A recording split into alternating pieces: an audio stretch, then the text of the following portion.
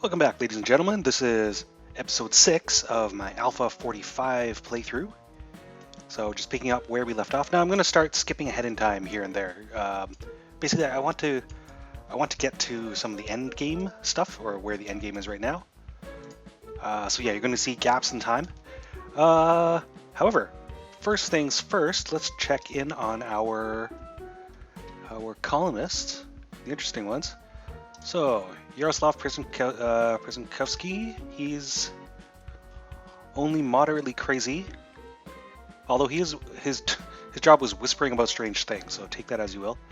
Hydunia Stalvern, she is still committed to the woodworking facility there, the carpentry. Let's see, Mr. Meow, who is our town barber, although I believe he's asleep right now. Oh no.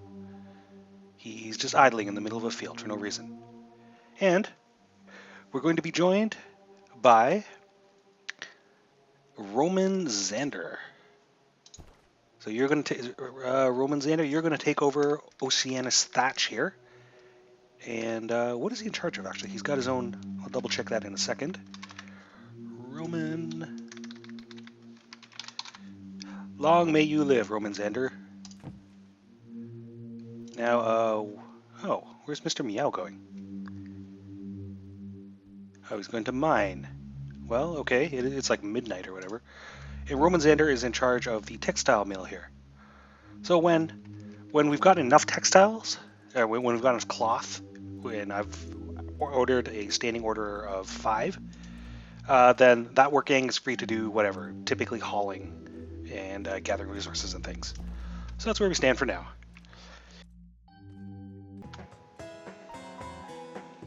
Alright, so we jumped ahead in time a little bit. As you can see, I have built a bunkhouse, which I've started filling. The chapel. Haven't built one yet. Well, I will build one at next opportunity. Oh look, Leola Steelbright was healed of a painful wound. Mr. Meow actually did his job. Yes, as I was saying, I've finally built a lower class bunkhouse. I've started filling it with cots. Now, I've got 5 cots in here, which brings the overall quality to -5, but I've also started filling it with decor items, right? So this picture frame, this wall shrine, this clothesline. So the quality is actually 0. Yeah, when I have more resources, I might actually fill it with more decor and possibly more cots. I've also started in on a second cornfield. So I've received a couple of overseers in the interim, and basically, if you read what the devs have to say about resources devoted to farming, they say they intend that, at present, approximately 25% of your population should be producing food, i.e. farming. And I've got 2 more immigrants. And what's going on here? Bandits have arrived. What's our current policy? Shoot to kill, that's fine. I've also got a mineralogist roaming around. Yeah, so the intent of the devs is that your colony will require 25% of its population to be actively farming and so forth, while the rest of your colony does other stuff. Because I've got, I think, 7 squads now, I think I can devote 2 squads to farming, and each squad I'm going to assign to a different field, both of which are growing corn. So I've ramped up the food production a little bit. Now the kitchen is still, it's producing food. We're staying a little bit ahead of starvation. Yeah, so that's where we're at right now. I'm actually on the lookout for hematite. So this pip up here, the naturalist, has actually revealed to me that this, if I build a mine here, I will produce hematite. Unfortunately, building a mine shaft in the mine, if I can just show you the modules menu. Right, the mine shaft requires 1 iron ore, or 1 iron ingot, which requires that I have a raw hematite ore. Which, I can't produce hematite ore out of the mine until I can build the mine shaft. So again, I'm in one of those circular situations. I can't build a mine shaft until I find some raw hematite nodes sitting on the surface. And once I'm able to retrieve those, then I have to smelt them into iron ingots, and then I can build a mine shaft. So, yeah, I'm just waiting to discover some hematite on the surface here. And I'm being raided. 5 bandits have come to plunder the colony. Well, let's see. I do have 4 soldiers, but I only have 2 guns. You know what? I'm pretty sure we can fight them. Oh, wow, that was... They're here already. What? And they're fishermen? Oh, this was a bad idea. Oh. Right. Gideon Pendlecotter has died. Alright, get him, Fanny Pendlelock. I realize you have no weapon. This may not bode well for me. Dark Ends Sender, you are my NCO. You also have no weapon. Ebenezer Sanderburn. What is going on here? Hey, cool. Are the fishmen fighting the bandits? There's just chaos. Ah, but Dark Ends Senders has her saber. She's not going to last very long. Oh, this was a bad idea. Oh, my military NCO just died again.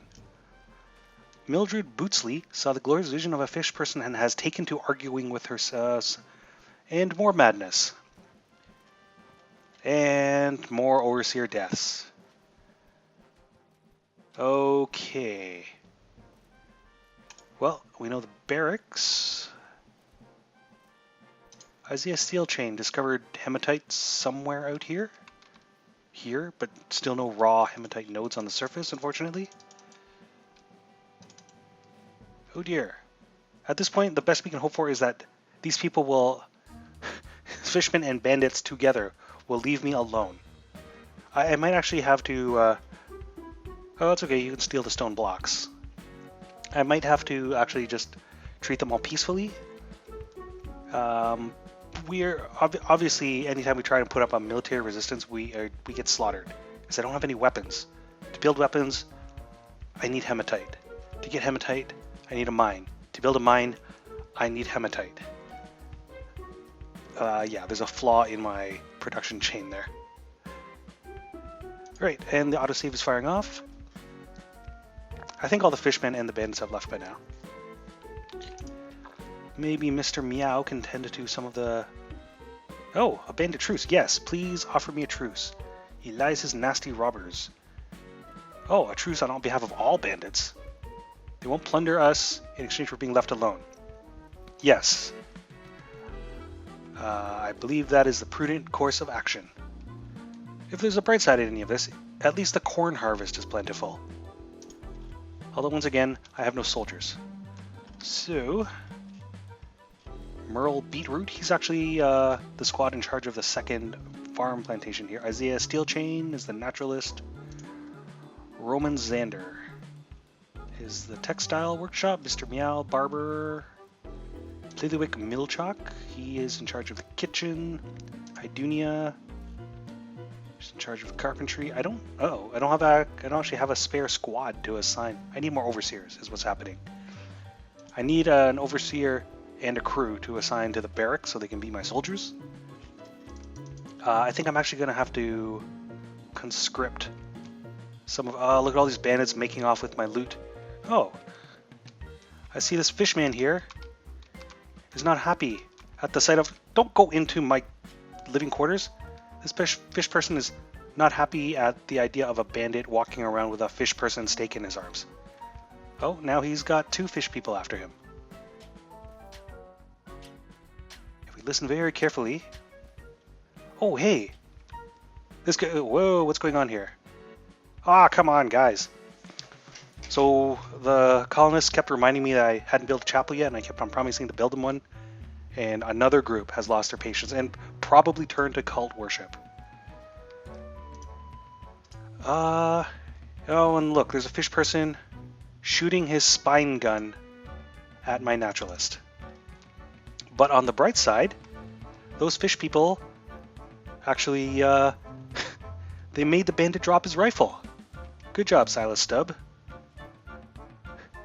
Now our colony has slightly more weapons. And, slightly more fish person meat, yes? Butcher fish people. There we go. I still have a standing policy to bury bandit corpses. Okay, time for some more reorganization. what do I need the least? I still need those farmers producing food. Roman Xander, there's not going to be a lot of call for textiles because I have no flax. So what I will do is I'm going to assign these unassigned workers to your pool, and then Roman Xander, I'm going to assign you to the barracks, which I cannot do because you are currently assigned to the textile mill. Oops, there we go. And now Roman Xander will be my new NCO. Hopefully you live longer than your 3 predecessors, who are, I believe, all buried out here. Except for the couple that died out here. Darken Sander's corpse is still here, for instance.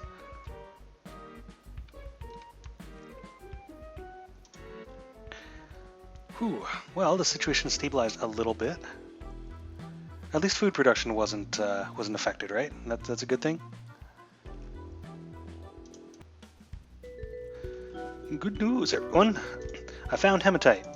Some distance away, but it's down here. So I can mine this stuff up. And then to turn it into iron ingots, which I need to build mine shafts and all sorts of other things, and eventually guns. Also, what are my colonists shooting at? Hey, I thought we were friendly with the fish people. Well, it's a good thing we have so many guns now. Yeah.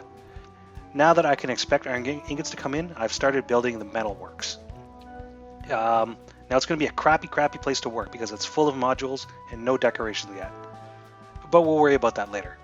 I think right now the need for metal outweighs the need for a pretty place to work. Otherwise, I think no one else has gone mad yet, although we've had some weird sort of cultish behaviors. Silas Stubb has been healed of an abdominal wound. So Mr. Meow is gradually getting through the backlog at the barber shop. It's just I keep on getting the pop-up alert that a colonist who's there waiting doesn't get healed in a timely fashion. As soon as I get some metal ingots going, I'm going to start building more high-efficiency furnaces or ovens here in the kitchen because we really need to ramp up the food production. And while we've got this chance, let's check in on our colonists.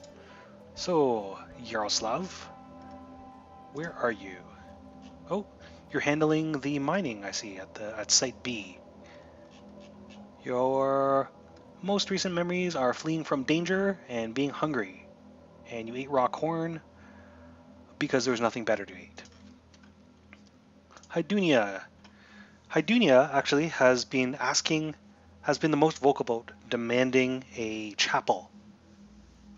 She is spiritual. She spends a lot of time praying and also writing letters to the Empire, mostly about how I'm not building a chapel.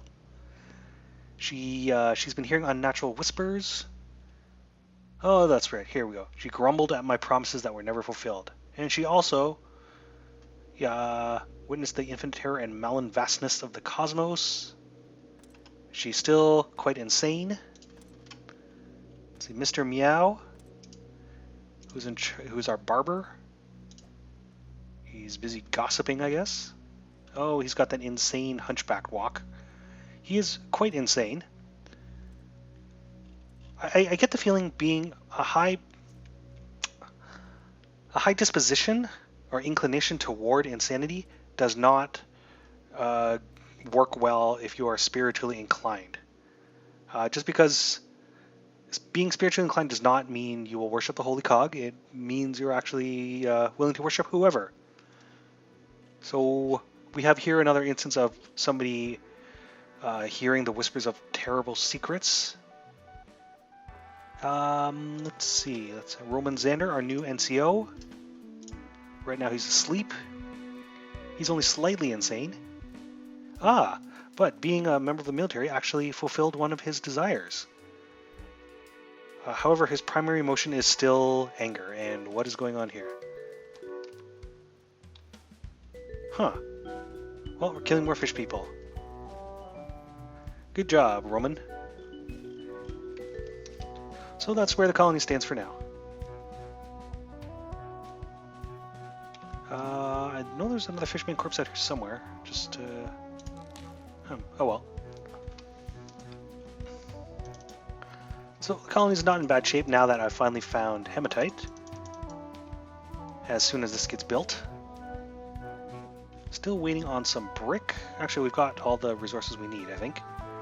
Brick, planks, and stone. Yep. Alright, everything looks good for now.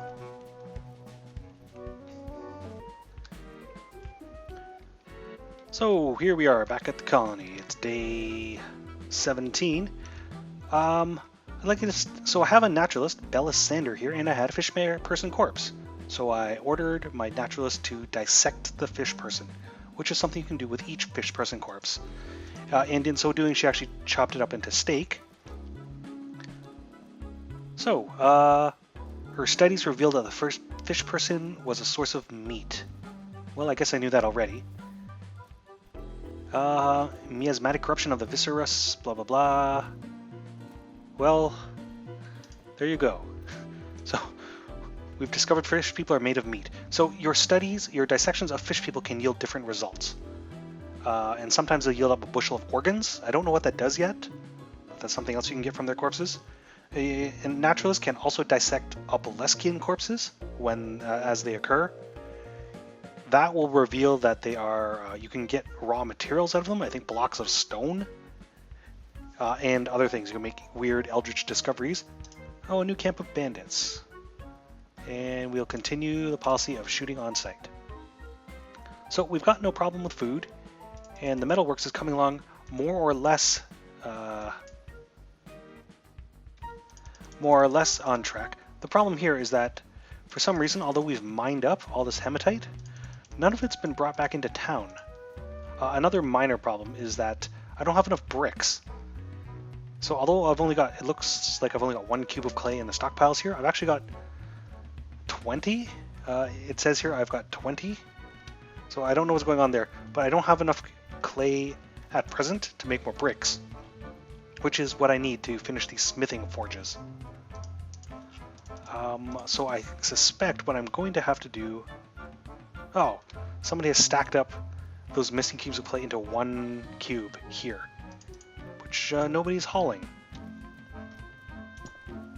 I guess as soon as one of these crews is not busy doing something, because as you can see here, I've got 0 idle work crews.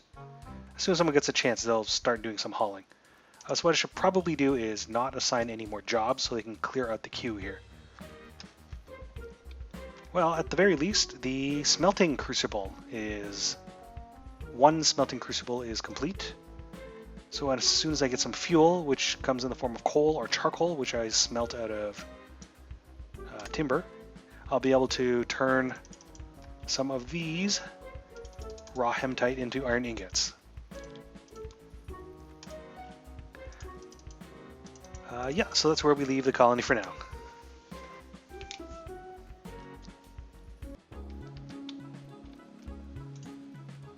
Now I do need a crew assigned to the metal crafters, but I'm a bit short on overseer because everybody else seems to be busy doing stuff. Let's see, Merle Beetroot is farming. This is my soldier squad. Mr. Meow is in charge of the barbers. Blue the Wick is cooking, very important. Hydunia, carpentry. How are we doing for? I'm gonna need to keep her on the carpentry. Hattie is, of course, farming. And Yaroslav, who is in charge of the kiln. There's actually nobody I can spare at the moment. That's not good.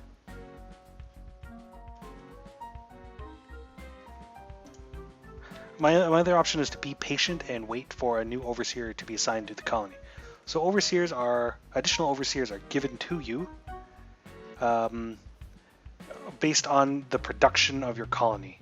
So every time you make something, you make a plank, you turn wood into planks, you cook maize into chowder, any of that stuff that ticks an internal value. And every time you achieve a certain amount of production, you get a new overseer. Actually, and there are different values, or you'll get laborers. So realistically, I guess all I really have to do is wait for enough production to happen so that I get a new overseer. And looks like Mr. Meow tried to start a cult, Tried to form a cult, but Aesop Chain Temper wasn't interested.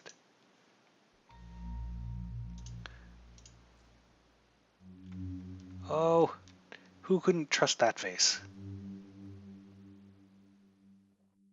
Wow, he is really freaking out in the corn.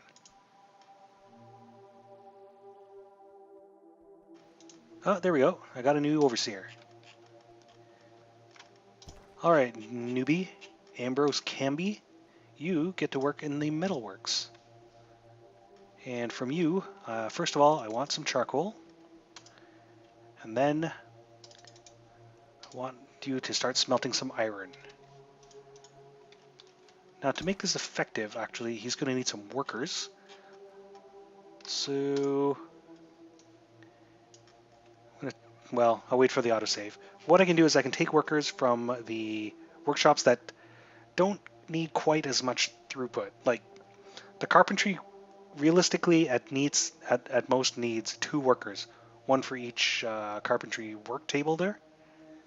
And the same goes for the kiln here. I've only got 2 modules with which to make bricks, so there's no point in them having 3 workers in there. So I'm going to take one of the ceramics workers and assign him to the metalworking squad. Same goes for Idunia Stalvern's carpentry crew. Take one of you and assign you here.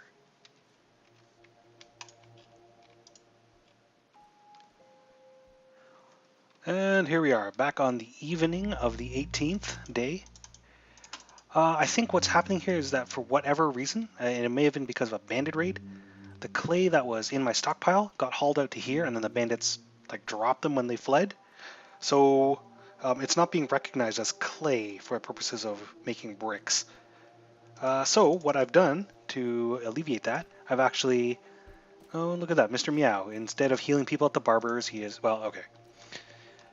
I've assigned a new clay excavation here, so we can generate clay that they will recognize. And also, because we are running very short on stone, I've actually ordered a new stone quarry here, over here.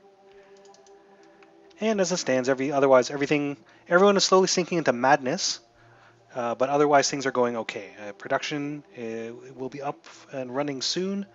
The hematite production chain will be churning out guns sooner or later. Idunia Stavern is trying to solicit members for her cult. Idunia Stavern tried to form a cult, but Lucinda Brazenwick wasn't interested. But Idunia Stavern still considers Lucinda Brazenwick a friend. And she is extremely insane. Roman Xander has noticed oddities in the colony records. That's because I accepted a gift from the Bandits. Because of our peaceful traditions, the Bandits offered to give me some stuff, which I said, fine, I'll take it. But now Roman Xander is saying,